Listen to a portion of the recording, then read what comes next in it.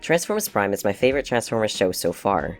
Obviously. No matter what I start saying, don't start hating when I still dedicate all my time to reading a line lore and making a Transformers Prime story game. That being said, until now I've occasionally been marked off as biased to Transformers Prime, ignoring its flaws. This came up because I had been critiquing other shows and while critiquing them, didn't talk about Transformers Prime. That's because Transformers Prime needed its own video and now I've finally gotten around to doing it. Let's get into it. There are going to be many problems you will have personally felt. Some things even bother people that don't bother others. I've listened to some of the fandom's complaints, but here are my personal grievances when judging Transformers Prime's writing. Number 1. Character placement and use. 2 episodes bother me a lot because they share the same problem. Masters and Students and Con Job. 6 is actually my least favorite episode because it has an additional issue I'll point out. So we are looking at Skyquake and Makeshift here, 2 Decepticons who die in the same episodes they are introduced. Firstly, that is obviously a huge disappointment. That cuts off potential development, but you can forgive Skyquake's death when they use his zombification for developing Starscream's story and enraging Dreadwing. However, Makeshift's death is sloppy and disappointing as hell. As a writer myself, I know how easy and tempting it is to kill off a character. It was just very clear that they never wanted Makeshift to go anywhere, giving him a silhouette and no more. But it's just so irritating to be given a concept that cool, a shape-shifting transformer, just to throw it all away 15 minutes later. It's like the writers could not imagine how to incorporate Makeshift into the plot, as someone who perhaps fails to impersonate Autobots because they know each other too well.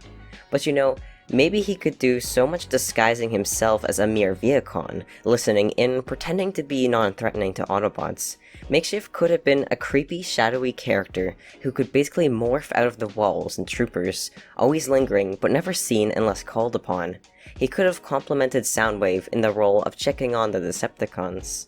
Anyone who has read Exiles knows that Makeshift was a main character, so his abrupt and meaningless death is personally upsetting. But I'm here to talk about the show alone and the experience you get watching it. However, Makeshift displays unusual attachment to Starscream, and I imagine that being something that could have been used. Indeed, Lord Starscream. It is in a hidden bunker. Imagine 2 sneaky spy Decepticons watching the ranks, except one of them secretly supports Starscream over Megatron, slipping out from the shadows to whisper into Starscream's audio receptors. Makeshift surviving into Season 1 and 2 could have provided more juicy divides in the show. Both Skyquake and Makeshift have incredibly disappointing deaths. Skyquake bothers me more because he was just so useless in his fight despite being so big and being able to fly. They act like he was this great warrior, but you definitely don't have the sense, especially when this is how he charges into battle. I will never side with a Prime! Might I add that was it necessary for Bumblebee to rip out the guy's guts? Like damn sure kill your enemies so they aren't a problem. But he does this, and it never gets talked about. Bumblebee, you little monster, I'm watching you. You think Dreadwing would be a little more upset to have seen it was Bumblebee who killed Skyquake, and that Optimus was there. They say Dreadwing cares a lot about his twin, but he never freaks out as he should when face to face with Skyquake's murderers. Starscream dishonored Skyquake by raising him from the dead, but you think Dreadwing would care much more about his twin brother being taken away from him forever, right? Dreadwing does hate the Autobots, of course. He blames them for the war, and he doesn't want to join them when he could have. However, Transformers Prime does have a problem where characters aren't reacting enough to what is happening around them. More on that to come, just let me finish a few more points on Skyquake and Makeshift. After Makeshift dies, he is never mentioned again by name. Megatron doesn't ask about him, although you really think he would ask why the hell their shapeshifter died under Starscream's command. There are literally no consequences to the Decepticons after Makeshift dies, and it feels like he was never even there. But just look at how few named Decepticons are on board right now. It was literally just Soundwave, Starscream, and Makeshift. But now let's talk about character placement. Maybe Makeshift was on board the entire time, maybe he just arrived recently because Starscream called him. But also remember that Skyquake was in stasis on Earth that entire time, so the question now is, why did they not call upon these characters before? It's just a glaring writing flaw to me. These characters exist in the universe, so you have to think about why they weren't there in Darkness Rising. If the writers decided only after the pilot to create these characters, what they needed to do was explain their absences in the previous episodes. Why would the Decepticons be on Earth for years, aware there is a powerful Decepticon on the planet, and not wake him? It is very dumb that one day Starscream just so happens to remember Skyquake. No one else, not Megatron or Soundwave, literally no one, when apparently they knew his exact coordinates. Don't you legend says me, there's no bloody legend. But wait, legend tells of one capable warrior. One who exists here, upon this very planet. So maybe Makeshift arrives after Darkness Rising, but all I can say is why? Why would Decepticons not call back every Decepticon they can, but leave their army purposely scattered? Makeshift should have always been there, and therefore should have been in Darkness Rising. Knockout and Breakdown should have always been there too. Do you realize how dumb it is that they could have had a doctor the entire time, but they only summoned Knockout when Megatron fell into a coma? Why would Starscream be alright with having no doctors on the ship? What is he going to do if he gets hurt? Kumquat would like to offer the possibility that Makeshift was the doctor and was busy treating injuries in Darkness Rising because I tried to help my brain feel better. It still doesn't explain why they wouldn't have just had Breakdown and Knockout earlier though, especially since Breakdown is shown to be loyal to Megatron. Why would Breakdown have left the Nemesis in the first place? Or if they were just driving around Earth, as it might be implied, why weren't they still there in the earlier episodes? No matter what reason you make, there is still some flaw with the character placement.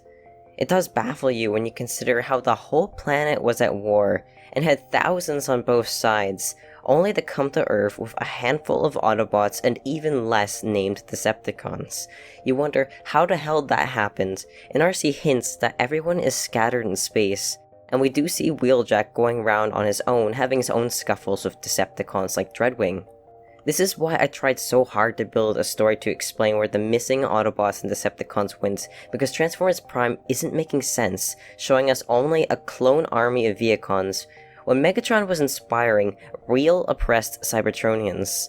I know for budget that using Viacons was a good choice, but they still should have written a line explaining where all of the Decepticons went, or where the Viacons came from. So this was Transformers Prime failing to place its characters and properly use them. There is definitely a lot to say about how shallow the Decepticons were in Transformers Prime.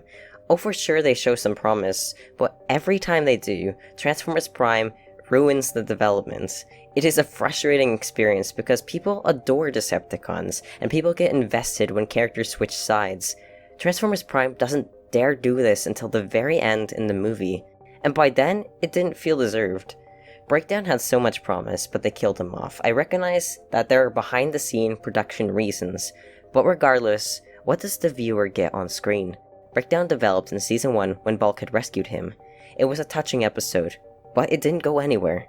Here are some seeds the episode planted. Breakdown is rescued by an Autobot. He sees they can be kind.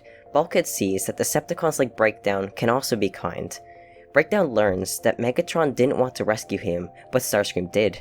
Between this episode and the time Breakdown is killed off, all this becomes nothing. Breakdown should be devastated that he was abandoned by Megatron. They should have allowed Breakdown to support Starscream when he got into trouble. But the show just went on to different topics like it forgot about Breakdown. For some reason though, the Autobots don't talk about their experiences with Decepticons, and it is frustrating. This is why I said they just don't seem to react to things. Transformers Prime isn't going deep with most of its emotions. Ratchet and Bulkhead have positive encounters with Starscream, but for no real reason keep those encounters to themselves like it's some kind of secret. It isn't. You should tell RC and Bumblebee, and maybe kidnap Starscream someday to make him tell you where all the Energon mines are. Why didn't RC tell everyone that Starscream spared her and got nothing in return? Starscream does that, but no one in the show appreciates what he did. More about that episode later. Back to Breakdown. Breakdown dies with no development since a seed was planted. It would have been more satisfying if Starscream came on board in Orion Pax 2, but crashed into Breakdown. Breakdown feels for him because Starscream rescued him that one time, and so he helped Starscream out of the situation. Maybe Starscream could have relied on Breakdown too, and Breakdown smuggles him Energon cubes. Knockout could have gotten involved too. But as I was saying with Makeshift, the Decepticon ranks are lacking depth. I imagine this is because the creators were under that false belief you see where bad guys need to be uncaring to everyone, to clearly be identified as bad characters. It's honestly so boring, and it makes it harder to love half the cast they created. Tell me, why was it necessary to give Knockout such a passive reaction to Breakdown's death? We never got to see a scene when Dreadwing came back alone. Knockout was not clearly distressed when some human came back wearing his partner's corpse, and worst of all, they wrote in this line of Starscream asking if Knockout is bothered to experiment on his friend's corpse. It would have been so easy to write in something emotional there, about his disturbance being erased by a desire to have revenge against Silas. This is what Transformers Prime opted for instead. It doesn't trouble you to watch what remains of your former partner endure your scientific endeavors? Not really. And yes, Starscream is also disappointing. He was so restrained, and whenever he seemed to be more than a sly, selfish devil, he was hammered down. When he did something kind, it was never rewarded or talked about.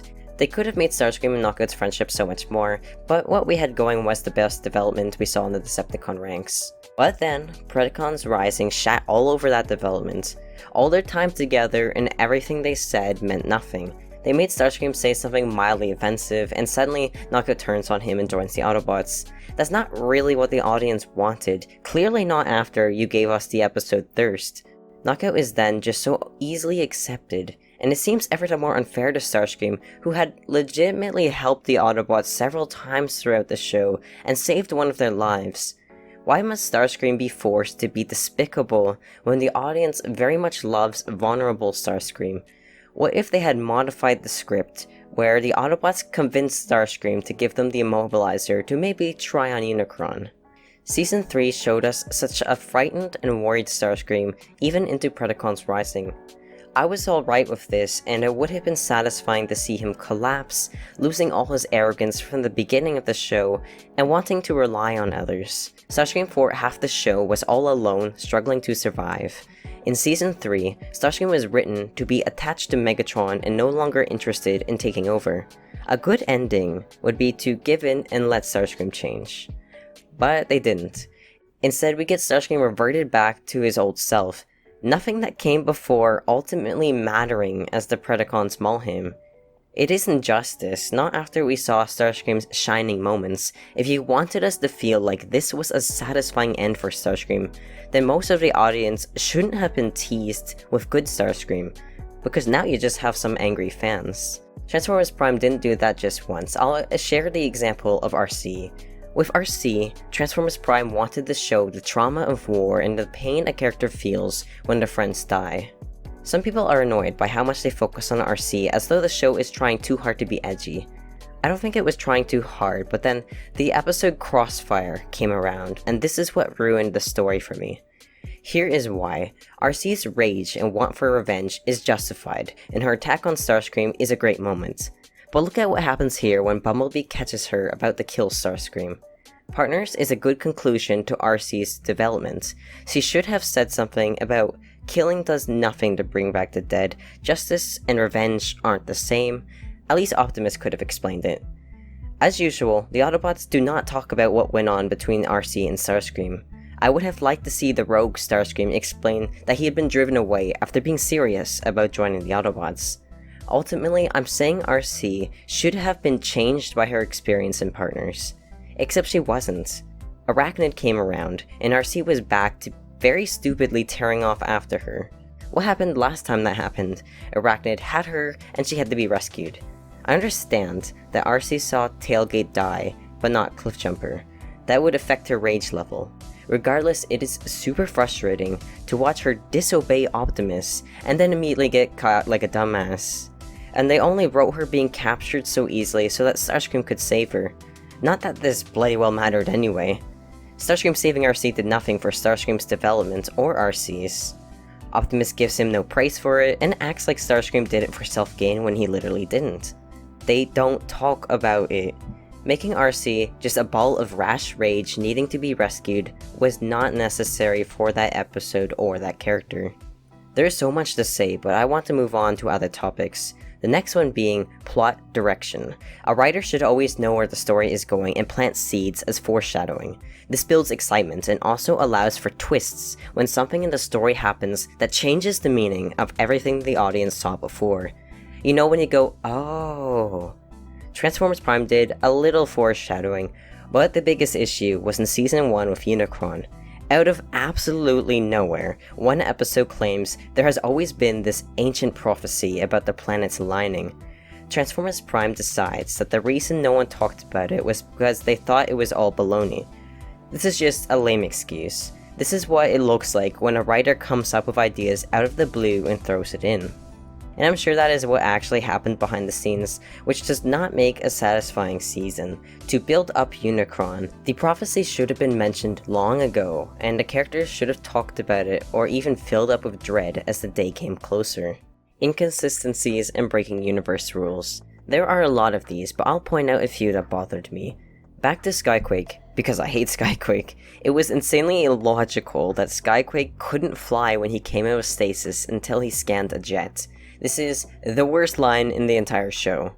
Skyquake has not yet acquired a vehicle mode. Why?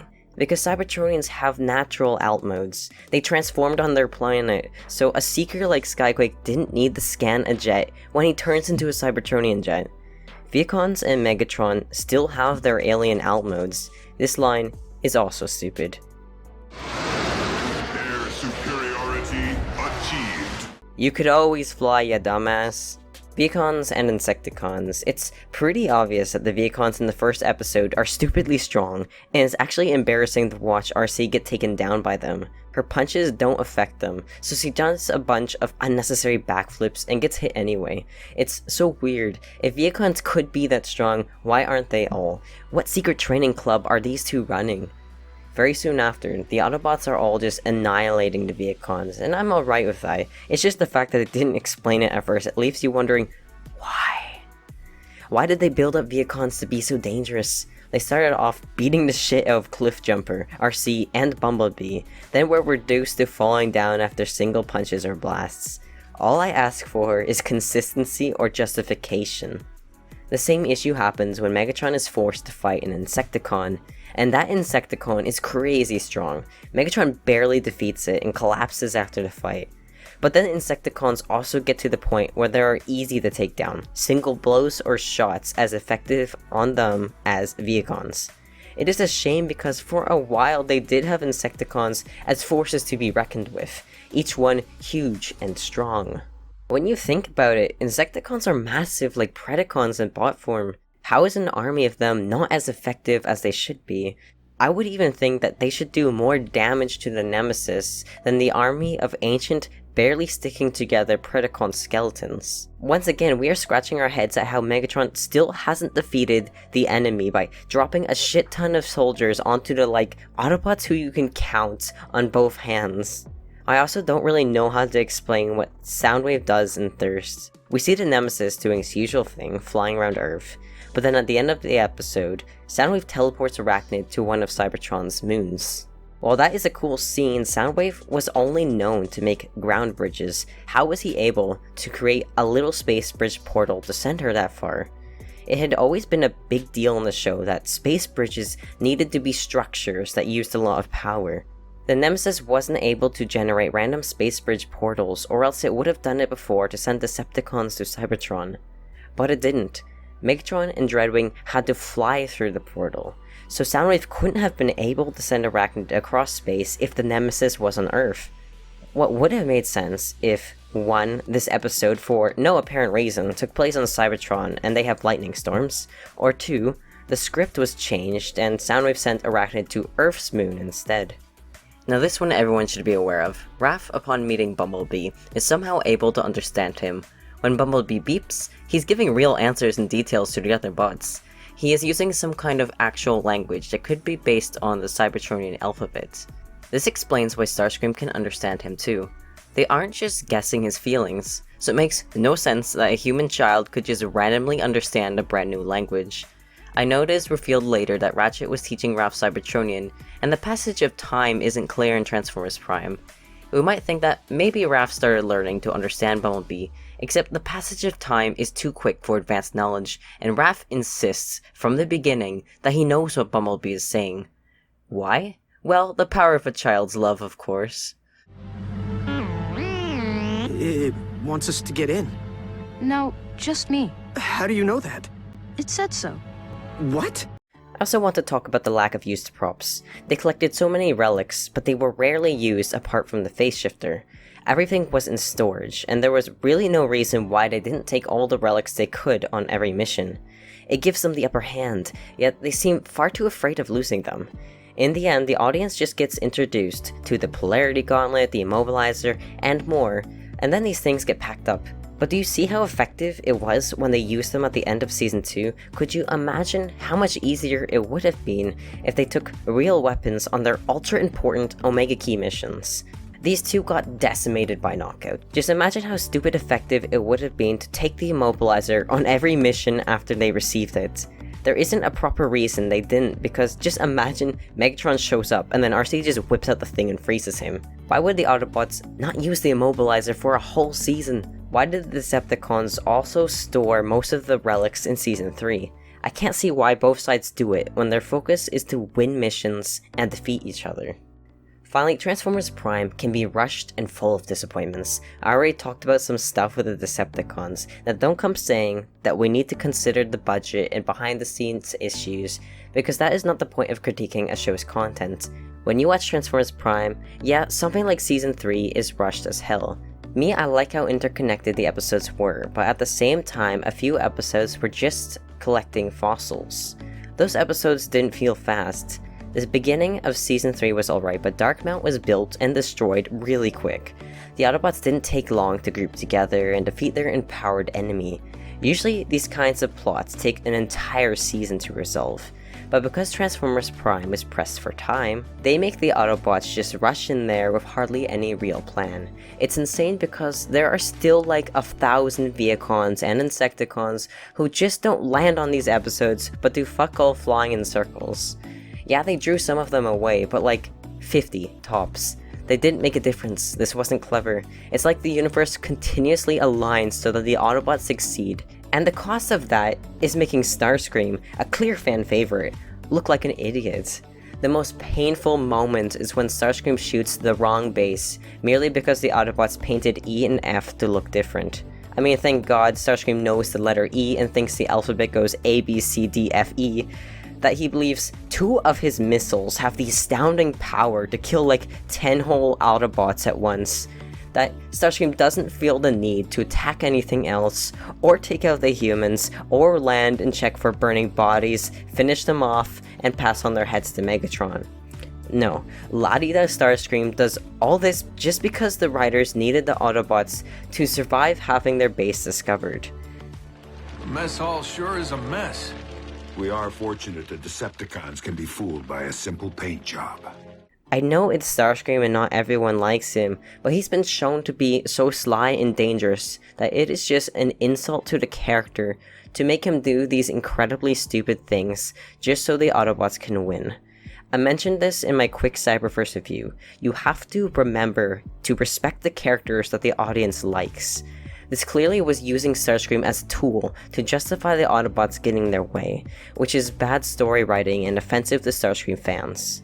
A similar characters being dumb situation happens in Nemesis Prime when a miscolored truck with yellow eyes somehow looks like Optimus to all the Autobots, leading them to be misled.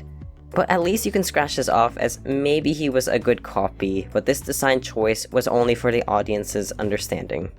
So, back to Season 3. Season 3 is stop, go, stop, go. Then the Predacon fossil hunt begins, only to lead to the show's biggest disappointments. Universe-wise, they explained it well enough. Predacon transforming and being able to realize he could destroy the Decepticons with his army is a real concern. Yet for the audience who waited, watching them amass these bones, looking at all the Predacon toys, there was the excited expectation that Beast Hunters would include more than one beast. It didn't. Those episodes now meant nothing, so ultimately there was no point to placing Predacons on Earth and trying to clone fossils out of them. Their deaths pushed Predacon's character forward, but what could have happened was to find a different way to enrage him that avoids killing everything the season built up. All those episodes gathering fossils, use them for something else. Already Beast Hunters is a terrible name for a season, and I hate having to say the phrase myself. There was one beast, and they never hunted it. Autobots, we must become beast hunters. And as fast as Season 3 feels, it also got very slow before the finale. Optimus and Predacon's fight starts in -1 and doesn't end until Persuasion. It's a really weird breakup that dragged on one fight on just a mission to steal a thing. It is such a jump to building the Omega Lock, but then it also takes them 10, 11, and 12 to complete it. So Season 3 was going to be shorter, rush for sure, but somehow it still took its time to do things in my opinion. Then of course Predacon's Rising was a whole other disappointment. Just when you think you're actually going to get a story with more Predacon characters, you don't. There are no Predacons rising except for those rising from the dead, which yeah sure that fits, but it isn't what people wanted or expected coming into that movie. 2 new Predacons doesn't justify the title when they were there, but not the focus of the plot. This was Unicron's movie. You all know the title would have been much more accurate if it had to do with Unicron Rising. But let us above all not forget the unresolved Arachnid plot. The show, the comics, and books never resolve this. It goes without saying that this is not good writing to just leave things because there isn't time to finish them. I know they were rushed and pressured to write things they didn't want to, but at the end of the day, when you pop on Transformers Prime, these are the things that are going to bother you and it is our right to point them out. This video is already very long and I know I'll probably think of more things after posting. You'll have your own things to say. However, here are some of the writing decisions I am aware of that either didn't make sense or were disappointing to the audience.